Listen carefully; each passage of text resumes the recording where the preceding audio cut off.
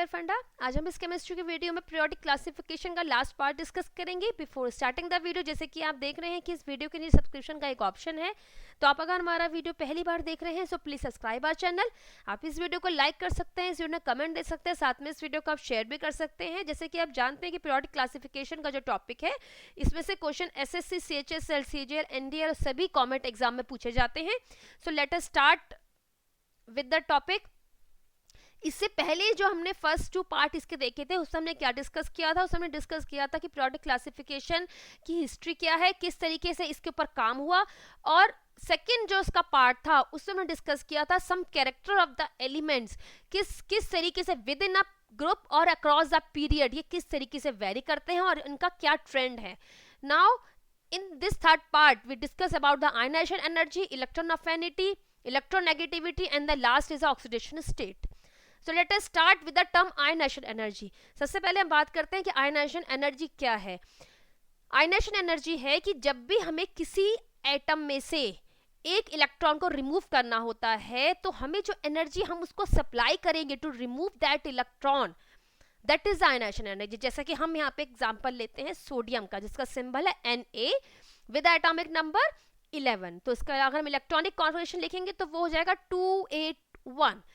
अब इसका जो लास्ट शेल है, फर्स्ट शेल में इसमें 2 इलेक्ट्रॉन है, दूसरे शेल में इसमें 8 इलेक्ट्रॉन है, थर्ड शेल में इसमें 1 इलेक्ट्रॉन है। नाउ इस 1 इलेक्ट्रॉन को रिमूव करने के लिए हमें एनर्जी सप्लाई करनी होगी, क्योंकि जब ये इलेक्ट्रॉन रिमूव होगा तो ये फॉर्मेशन करेगा आयन की। Na forms Na plus ion plus electron. अब ये जो इलेक्ट्रॉन, ये वही इलेक्ट्रॉन है जो जिसको हमने एनर्जी सप्लाई करी थी लास्ट शेल में, और ये इलेक्ट्रॉन इस एटम में से रिमूव हो गया है। अब now here is the formation of the sodium cation और सोडियम आयन। अब ये जो एनर्जी हमने सप्लाई करी है, इसको हमने एक स्पेशल नाम दिया है, वो है ionisation energy. What is the ionization energy? The energy required to remove most loosely bound electron, that is the most loosely bound electron का नाम क्यों लिया जा रहा है? क्योंकि हम कहीं ऐसा नहीं है कि हम इलेक्ट्रॉन फर्स्ट शेल में से निकाल सकते हैं सीधे ही, हम सीधा सेकंड शेल तक पहुंच सकते हैं। सबसे पहले जो इलेक्ट्रॉन है वो लास्ट शेल में से निकलेगा। सो अब ये वाला इलेक्ट्रॉन लास्ट शेल में है, सबसे ज्यादा लूजली बाउंड है, ये वाला इलेक्ट्रॉन सबसे पहले निकलेगा जब हम इसमें एनर्जी सप्लाई करेंगे इसे। The energy required to remove most loosely bound electron from an isolated gaseous atom is called the ionization energy। इस जो हमने इसको एनर्जी सप्लाई करी है, इस इलेक्ट्रॉन को, लास्ट इलेक्ट्रॉन को रिमूव करने के लिए, उसको हमने नाम दिया है ionisation energy. Now the first ionisation energy क्या होती है? इस पहले इलेक्ट्रॉन को और लास्ट शेल में जो इलेक्ट्रॉन है उसको रिमूव करने के लिए हमने जो एनर्जी दी है, that is the ionization energy first, IE, that is ionization energy 1। So that is the first ionization energy। That means Na is a atom, is a gaseous atom, और ये कन्वर्ट हुआ सोडियम आयन में। तो अब जो हमने energy दी है, दैट इज द IE1 और द फर्स्ट आयनाइजेशन एनर्जी। अब सेकेंड आयनाइजेशन एनर्जी क्या है? अब जैसे सोडियम कैटायन बन गया, सोडियम कैटायन के बाद इसका जो इलेक्ट्रॉनिक कन्फिगरेशन है now is 2-8। That means now the last shell becomes that second shell. अब जो ये सेकंड शेल है, इसमें से एक इलेक्ट्रॉन को रिमूव करने के लिए हमें जो एनर्जी देनी होगी, दैट इज द IE2 और the second ionisation energy. Third ionisation energy क्या है? अब ये जो क्या बना देगा, दैट इज बिकम 2+। बट ये जो केस है, ये जो मैंने लिखा हुआ है, that is a theoretical case. क्यों? क्योंकि आप जानते हैं कि 8 इज अ स्टेबल कॉन्फ़िगरेशन। 8 का जो इसका सेकंड शेल में इसका ऑक्टेट पूरा है। अगर that means first ionisation energy is जो एनर्जी है, that is a reasonable energy. इस एनर्जी को हम सप्लाई कर सकते हैं, लेकिन इस सेकंड शेल और पूरी तरीके से कंप्लीट फिल्ड शेल को तोड़ने के लिए बहुत ज़्यादा अमाउंट में एनर्जी रिक्वायर्ड होगी, जो कि हम प्रैक्टिकली हम उसको अवेलेबल नहीं करवा पाते हैं। सो दैट इज वाई कि सोडियम 2+ आयन की फॉर्मेशन कभी भी नहीं होती, दैट इज नॉट पॉसिबल। यहाँ पे हमने जो एग्जांपल लिया है, ये सिर्फ को समझाने के लिए लिया था कि दैट आयनाइजेशन एनर्जी 2 क्या होती है। सेकेंड इलेक्ट्रॉन को रिमूव करने के लिए जो एनर्जी देनी होगी उसको हम कहते हैं आयनाइजेशन एनर्जी 2 और the second ionisation energy. Similarly third ionisation energy भी होती है, सिमिलरली फोर्थ आयनाइजेशन एनर्जी भी होती है, बट जो सबसे ज्यादा फिजिबल केस होता है that is the first ionisation energy.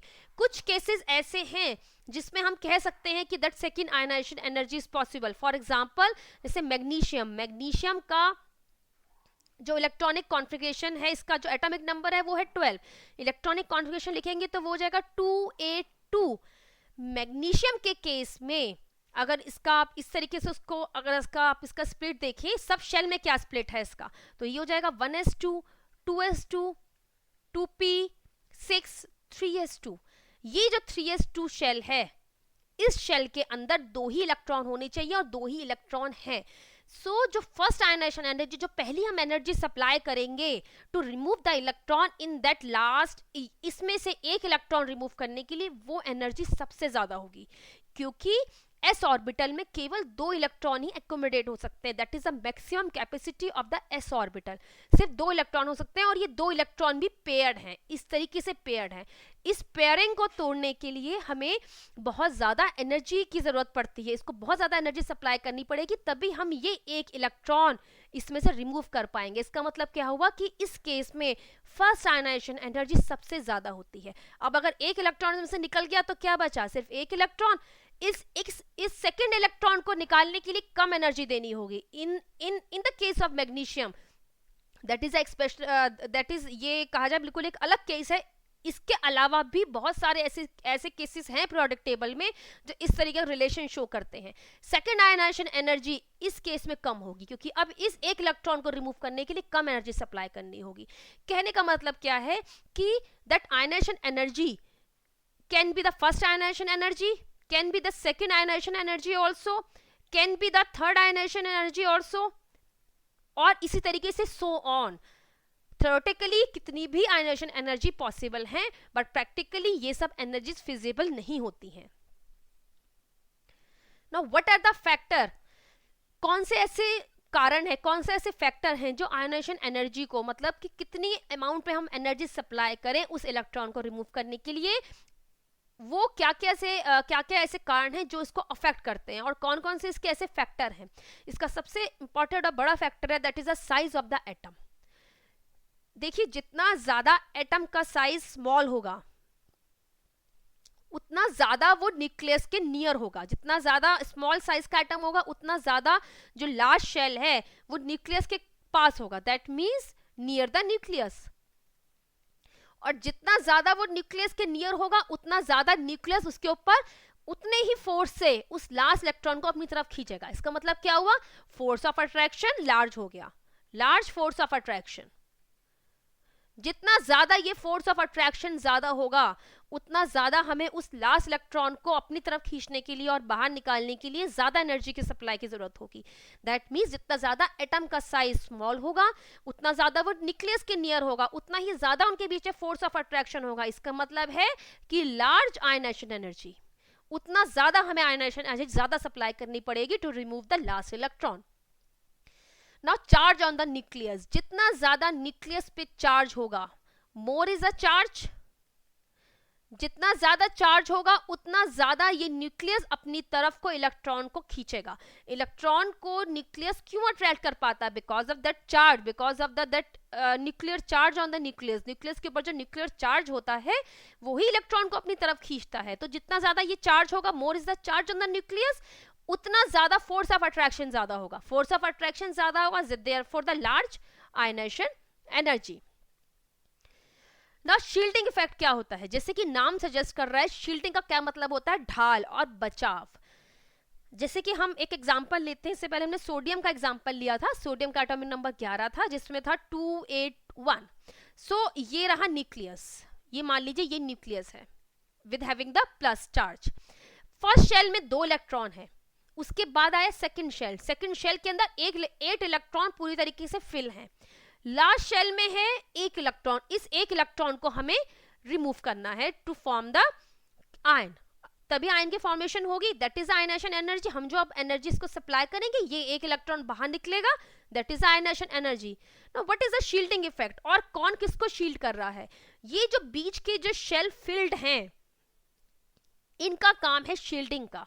किससे शील्ड करते हैं? ये इस न्यूक्लियर चार्ज और इस लास्ट इलेक्ट्रॉन के बीच में शील्डिंग और ढाल का काम करते हैं।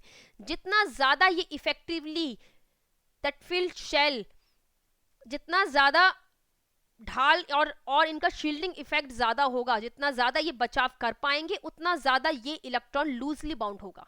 क्योंकि अगर ये ढाल की तरह काम करते हैं, इसका मतलब क्या है कि न्यूक्लियस अपना पूरी तरीके से इफेक्ट इस इलेक्ट्रॉन पर नहीं डाल पाएगा। सो देयरफॉर हमें जो एनर्जी हम सप्लाई करेंगे वो हम कम हमें एनर्जी सप्लाई करनी पड़ेगी। इसका मतलब है जितना ज्यादा more is the shielding effect of the orbitals, less is the ionization energy, उतना ज्यादा हमें कम आयनाइजेशन एनर्जी सप्लाई करनी पड़ेगी।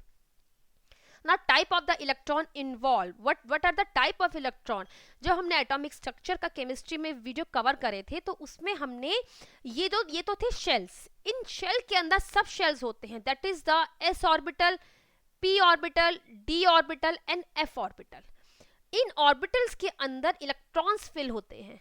नाउ द इलेक्ट्रॉन अब इन शेल के अंदर भी ये इलेक्ट्रॉन कौन सी ऑर्बिटल में है ये डिपेंड करेगा कि हमें आयनाइजेशन एनर्जी कितनी सप्लाई करनी होगी। जैसे कि सोडियम के केस में जो 281 है, दैट इज द, ये हो गया, यहां पर तो होता है 1s2, then 2s2, then 2p6, then 3s1। तो ये रहा फर्स्ट शेल 2 इलेक्ट्रॉन का, ये रहा सेकंड जिसमें हम 8 इलेक्ट्रॉन का हम कह रहे हैं कि ऑक्टेट पूरा है। फर्स्ट शेल में 2 इलेक्ट्रॉन वो है एस ऑर्बिटल में। सेकंड शेल के अंदर ये जो 8 इलेक्ट्रॉन है उनका स्प्लिट क्या है, उसमें से 2 इलेक्ट्रॉन है एस ऑर्बिटल में और जो 6 इलेक्ट्रॉन है वो पी ऑर्बिटल में। इस तरीके से ये शेल पूरी तरीके से फिल्ड है। जो थर्ड शेल है उसके अंदर जो 1 इलेक्ट्रॉन जिसको हम रिमूव करने की कोशिश कर रहे हैं वो है एस ऑर्बिटल में। तो ये जो इलेक्ट्रॉन है ये एस ऑर्बिटल में इलेक्ट्रॉन है इस वक्त। Now that is the case कि किस तरीके से आयनाइजेशन एनर्जी कौन कौन से फैक्टर पर डिपेंड करती है। ये डिपेंड करती है size of the atom, charge on the nucleus, shielding effect and the type of the electron involve. Now across the और within a group that is alkali metal group, किस तरीके से ionization energy very करती है। जैसे हमने बताया कि down the group size increase होता है up to lithium to francium. सबसे ज्यादा स्मॉल साइज है लिथियम का, सबसे ज्यादा लार्ज साइज है इस ग्रुप में फ्रेंशियम का। तो आयनाइजेशन एनर्जी कैसे वेरी करती है? जितना ज्यादा साइज छोटा होगा उतना ज्यादा हमें आयनाइजेशन एनर्जी ज्यादा सप्लाई करनी होगी। इसका मतलब है कि आयनाइजेशन एनर्जी जैसे आप देख रहे हैं यहाँ टेबल में भी, लिथियम की आयनाइजेशन एनर्जी 520.2 किलोजूल पर मोल है, जबकि फ्रेंशियम की आयनाइजेशन एनर्जी इससे बहुत कम है, that is 380 kilojoule per mole. The ionization energy decreases as the size of the atom increases. Within a group ionization energy decrease करती है क्योंकि एटम का size down the group increase होने लगता है। Now there are some fact that second ionization energy generally ये that is a general और इसको हम generalized हम way में कहते हैं that second ionization energy is around 7 to 14 times higher than the first ionization energy। normal case में यही होता है। जैसे हमने सोडियम का केस बताया था, सोडियम के केस में उस लास्ट इलेक्ट्रॉन को रिमूव करने के लिए that is the ionization energy 1 that is a far less than the second ionisation energy. Second ionisation energy इस केस में बहुत ज्यादा होगी क्योंकि हमें जो स्टेबल ऑक्टेट का ये लेवल है, सेकेंड लेवल है, इसमें से इलेक्ट्रॉन निकालना होगा जिसके लिए हमें बहुत ज्यादा एनर्जी सप्लाई करनी पड़ेगी। सो देयरफॉर जनरल केसेस में क्या होता है कि second ionisation energy is generally greater than the first ionisation energy. Now because the second ionisation energy is so high, ये सेकेंड आयनाइजेशन एनर्जी इतनी ज्यादा होती है, यही कारण है कि सेकेंड इलेक्ट्रॉन को रिमूव करना इतना ज्यादा पॉसिबल नहीं होता है अगर हम कुछ केसेस को छोड़ दें। जैसे कि हमने फर्स्ट स्लाइड में एग्जांपल लिया था मैग्नीशियम का। मैग्नीशियम 2+ आयन एग्जिस्ट करता है, even that is a stable one. उल्टा हम कहें तो मैग्नीशियम प्लस ये वाली स्टेट एग्जिस्ट नहीं करती है नेचर में। नेचर में जो एग्जिस्ट करता है दैट इज द 2+। इसका मतलब क्या है कि सेकेंड आयनाइजेशन एनर्जी और सेकेंड इलेक्ट्रॉन को रिमूव करना in case of magnesium is far easy than the removal of the first electron. Ionisation energy of the group 2 element और द एल्कलाइन अर्थ मेटल, जो that means magnesium group 2 element का ही group जो second group का ही element है, is almost double the corresponding value of the first. That is the case. कि ऐसा क्यों होता है? क्योंकि जितना भी एल्कलाइन अर्थ मेटल है उनके जो लास्ट शेल में है वो 2 ही इलेक्ट्रॉन होंगे, that is a valence electron और 2। इसको हमने फर्स्ट वीडियो में डिस्कस किया था कि विद इन अ ग्रुप जो एलिमेंट होते हैं उनके जो वैलेंस इलेक्ट्रॉन होते हैं वो सेम होते हैं। तो जो एल्कलाइन अर्थ मेटल के केस में 2 है सेम, अगर ये मैग्नीशियम है इसके साथ बेरिलियम है इसके ऊपर, उसमें भी 2 ही इलेक्ट्रॉन होंगे। तो दैट इज द केस कि ये जो इनका जो सेकंड और ये दैट इज द ये जो Mg2+ है ये नेचर में एग्जिस्ट करता है because of the second ionisation energy is far less than the first ionisation energy. और इसके अलावा जो इनकी जो वैल्यू है, the ionization energy of the group 2 element is almost double the corresponding value of group first, उसकी almost double होती है आयनाइजेशन एनर्जी की। In general, the ionization energy decreases on descending a group and increases across a period. इस चीज को तो हम discuss कर चुके हैं कि ionisation energy within a group, और जब हम ग्रुप में नीचे जाते हैं तो डिक्रीज होती है। नाउ अक्रॉस द पीरियड क्या होता है? अक्रॉस द पीरियड जब हम जाते हैं तो साइज डिक्रीज होता है। जब साइज डिक्रीज होगा तो क्या होगा? आयनाइजेशन एनर्जी इंक्रीज होगी। First ionisation energy is less then the second ionization energy, that is a general case, then third ionization energy is ये जो है सबसे ज्यादा होती है। ये एक हम जनरल केस कह रहे हैं, लेकिन पीरियोडिक टेबल में ऐसे बहुत सारे एग्जांपल है जिसमें इस तरीके का पैटर्न फॉलो नहीं होता है। Now come to the next term, that is the electron affinity. Now what is the electron affinity? Electron affinity क्या होती है कि जब हम किसी न्यूट्रल गैसेस एटम के अंदर इलेक्ट्रॉन को ऐड करते हैं तो उस वक्त पे एनर्जी रिलीज होती है। आयनाइजेशन एनर्जी क्या था? आयनाइजेशन एनर्जी था जब हम किसी गैसेस एटम में से इलेक्ट्रॉन को रिमूव करते हैं, बाहर निकालते हैं, तो हमें एनर्जी सप्लाई करनी होती है। लेकिन अगर हम किसी गैसेस एटम के अंदर इलेक्ट्रॉन को, एक्स्ट्रा इलेक्ट्रॉन को ऐड कर रहे हैं, that is the energy released. और जो एनर्जी बाहर निकलती है उसको हम कहते हैं दैट ये जो फिनोमिनन है इसको हम कहते हैं इलेक्ट्रॉन अफिनिटी। जैसे हम एग्जांपल लेते हैं क्लोरीन का जो इलेक्ट्रॉनिक कॉन्फ़िगरेशन है वो है, इसका एटॉमिक नंबर है 17, इलेक्ट्रॉनिक कॉन्फ़िगरेशन हो जाएगा 287। सो इसके लास्ट शेल में 7 इलेक्ट्रॉन है।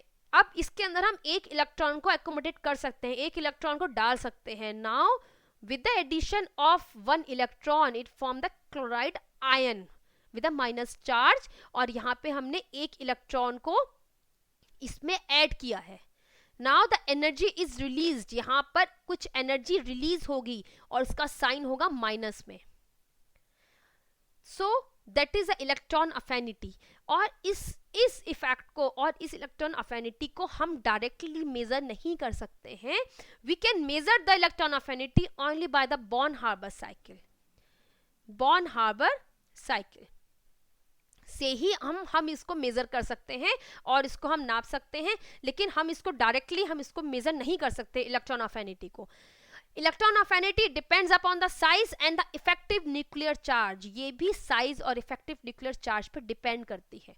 नाउ पूरे पीरियोडिक टेबल में सिर्फ ग्रुप 17 एलिमेंट और halogens, that is a group 17 element है, ये उनको हमने स्पेशल नेम दिया है, that is the halogens.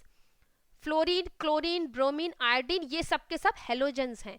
Halogens की जो इलेक्ट्रॉन अफिनिटी की वैल्यू है वो पूरे पीरियोडिक टेबल में जितने भी एलिमेंट नोन हैं सबसे ज्यादा है।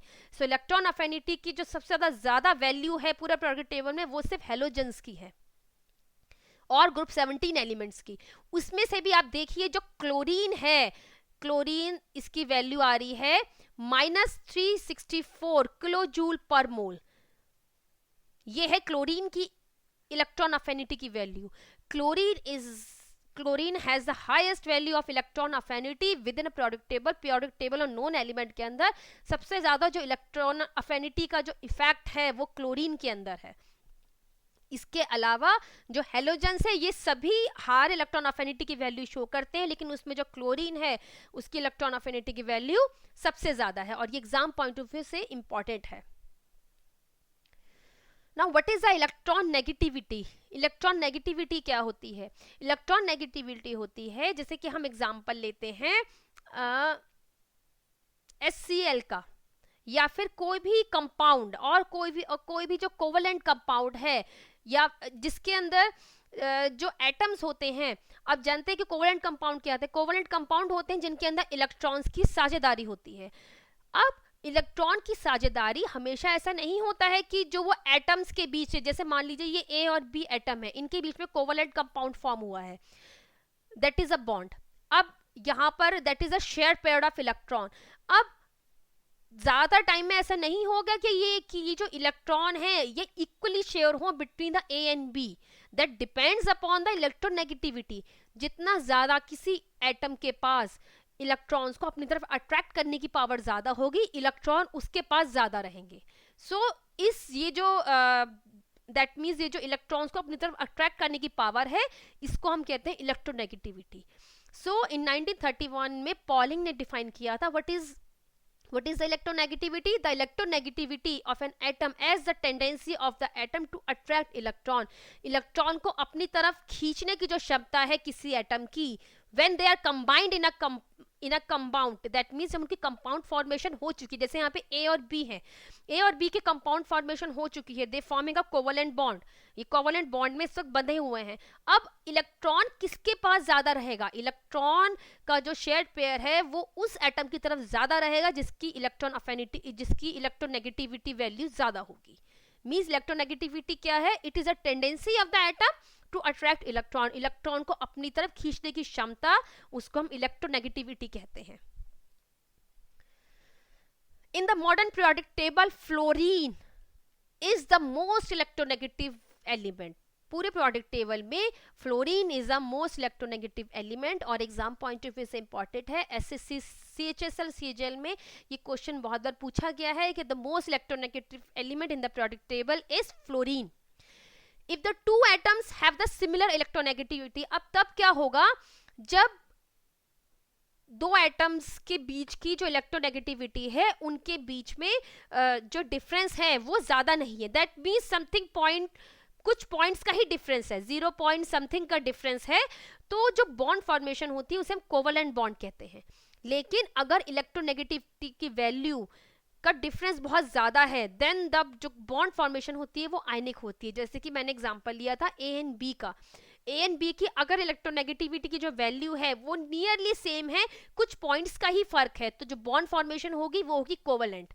इफ इनके बीच में अगर इलेक्ट्रोनेगेटिविटी का जो डिफरेंस है वो बहुत लार्ज है, तो इन दैट केस जो बॉन्ड फॉर्मेशन होगी वो आयनिक होगी। Now what is the electropositive character? अब इलेक्ट्रोपॉजिटिव कैरेक्टर क्या है? हम ये जानते हैं कि जो मेटल्स होती हैं, मेटल का एक कैरेक्टर होता है कि जब भी उनको हम एनर्जी सप्लाई करते हैं they form the ion formation. जैसे हमने सोडियम मेटल का नाम लिया था, sodium metal it gives the ion formation, sodium cation plus electron. So इसे हम कहते हैं electropositive character. Metals are electropositive and have a tendency to form to lose electron if supplied energy. अगर हम मेटल्स को एनर्जी सप्लाई करते हैं और द आयनेशन एनर्जी जिसका हमने नाम लिया था, तो ये आयन की फॉर्मेशन कर देते हैं। ये जो टेंडेंसी, ये जो नेचर है, इसको हम कहते हैं इलेक्ट्रोपॉजिटिव कैरेक्टर। और जितना ज्यादा मेटेलिक कैरेक्टर बढ़ेगा उतना ज्यादा इलेक्ट्रोपॉजिटिव कैरेक्टर भी बढ़ता जाएगा। द स्ट्रॉन्गर दिस टेंडेंसी, जितना ज्यादा इलेक्ट्रोपॉजिटिव कैरेक्टर बढ़ेगा उतना ज्यादा मेटेलिक कैरेक्टर भी बढ़ता जाएगा, और vice versa. Metallic character and electropositive character both increases as we descend the group. जैसे हम जानते हैं कि within a group metallic character increase होता है, नीचे जितना हम ग्रुप में जाते जाएंगे उतना मेटेलिक कैरेक्टर इंक्रीज होगा। जितना ज्यादा मेटेलिक कैरेक्टर इंक्रीज होगा उतना ज्यादा इलेक्ट्रोपॉजिटिव कैरेक्टर भी बढ़ेगा। फॉर एग्जांपल अगर हमने एल्कली मेटल का ग्रुप फर्स्ट का एग्जांपल लिया था, उस केस में था लिथियम सबसे ऊपर, फ्रेंशियम सबसे नीचे था। सो जो लिथियम का मेटेलिक कैरेक्टर सबसे कम होगा और इसके साथ इसका इलेक्ट्रोपॉजिटिव कैरेक्टर भी सबसे कम होगा। while in a group in the alkali metal group, francium is the most electropositive metal, is the most electropositive metal. अब विद इन अ पीरियड के अंदर क्या ट्रेंड रहेगा? जैसे हम जानते हैं कि मेटेलिक कैरेक्टर पीरियड में अक्रॉस द पीरियड डिक्रीज होता है। इस तरफ मेटल्स होती हैं, देन बीच में मेटलॉइड्स का सेक्शन आता है, और उसके बाद आता है नॉन मेटल्स का। इसका मतलब क्या है कि metallic character across the period decrease होता है। सिमिलरली इलेक्ट्रोपॉजिटिव कैरेक्टर भी across the period from left to right decrease होगा। Now what are the oxidation state? Oxidation state क्या है? ऑक्सीडेशन स्टेट इज एक्चुअल में, इससे हमें ये अंदाजा लगता है कि कोई एटम, जैसे कि कोई कंपाउंड फॉर्मेशन हुई, जैसे कि H2SO4, that is a acid, sulphuric acid. अब इसमें हम जैसे बात करते हैं कि सल्फर की जो ऑक्सीडेशन स्टेट है, उससे हमें ये पता लगेगा कि कितने इलेक्ट्रॉन सल्फर के इस पूरे कंपाउंड फॉर्मेशन में इन्वॉल्व हैं। दैट मीन्स इसकी कितनी भागीदारी है कंपाउंड फॉर्मेशन में। जो ऑक्सीडेशन स्टेट है वो हमें ये बताती है। अब एग्जाम में जो पूछा जाता है that is the how to calculate the oxidation state. अलग अलग कंपाउंड में हम किस तरीके से ऑक्सीजन स्टेट को कैलकुलेट करते हैं। जैसे हम यहाँ पे दो एग्जांपल लेते हैं, एक तो हम H2SO4 का एग्जांपल लेते हैं जिसमें हमें सल्फर की ऑक्सीडेशन स्टेट बतानी है। इसका सिंपलेस्ट तरीका है, आप जानते हैं जो हाइड्रोजन है, it gives a hydrogen plus ion, so therefore इसका जो चार्ज है वो है 1 इंटू इसके कितने एटम है 2, तो ये हो जाएगा 2 इंटू 1 प्लस सल्फर का हमें निकालना है सल्फर का, तो देयरफॉर यहां पे लिख लीजिए आप X प्लस O के जो है ऑक्सीजन के हैं वो 4 एटम है, देयरफॉर 4 इंटू ऑक्सीजन के ऊपर जो चार्ज है वो -2 होता है, दैट इज इक्वल टू 0। इस इक्वेशन को सॉल्व करके हमें x की वैल्यू आ जाएगी, that is the oxidation state of sulphur in H2SO4। Let us calculate, 2 1 are 2 plus x minus 8 is equal to 0। So therefore ये हो जाएगा x minus 6 is equal to 0 और x is equal to plus 6। इसका मतलब है कि जो sulphur की H2SO4 के अंदर ऑक्सीडेशन स्टेट है दैट इज अ +6 स्टेट में है ये। एक हम और एग्जांपल ले सकते हैं, that is the KMnO4। KMnO4 is a good oxidising agent. इसमें हम मान लीजिए हमें मैग्नीज की ऑक्सीडेशन स्टेट निकालनी है, सो इसको हम ले लेंगे X। पोटेशियम का एक एटम इसमें इन्वॉल्व है विद इसका जो चार्ज होता है वो +1 का होता है, तो 1 इंटू 1 प्लस X। ऑक्सीजन के 4 एटम है और साथ में इसके साथ है -2 चार्ज, ऑक्सीजन पे चार्ज होता है वो -2 होता है, that is equal to 0। So ये आ जाएगा 1 plus x minus 8 is equal to 0, x minus 7 is equal to 0 और x इज इक्वल टू +7। इसका मतलब है कि KMnO4 के अंदर मैग्नीज की Mn, that is a manganese Mn, इसकी जो ऑक्सीडेशन स्टेट है वो है +7। That is how we can calculate the oxidation state in the various compound. इस तरीके से हम सभी कंपाउंड्स के अंदर नियरली जो है वो ऑक्सीडेशन स्टेट हम कैलकुलेट कर सकते हैं।